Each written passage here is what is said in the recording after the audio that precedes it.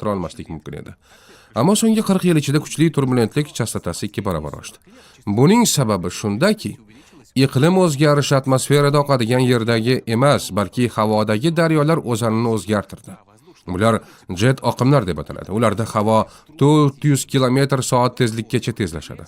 Quruqlikdagi daryolar balandliklarining o'zgarishi hisobiga, ya'ni tog'lardan pastliklarga qarab oqadi. Havo daryolari esa qutblar yaqinidagi sovuq havo massalari bilan ekvator yaqinidagi iliq havo massalari o'rtasidagi bosim farqi hisobiga oqadi. Ammo iqlim o'zgarishi yerni notekis isitadi va qutblar ekvatorga qaraganda ancha tezroq isiydi. Shu sababli haroratlar farqi va shunga mos ravishda bosim pasayadi. Quruqlikdagi daryo tog'dan tekislikka oqib chiqqach, qanday egri-bugri bo'la boshlasa, jet oqimlar ham shunday egri-bugri bo'la boshlaydi. Ularning burilish joylarida uyurmalar paydo bo'ladi va bunday uyurmalarga tushib qolgan samolyot keskin pastga sho'ng'iydi.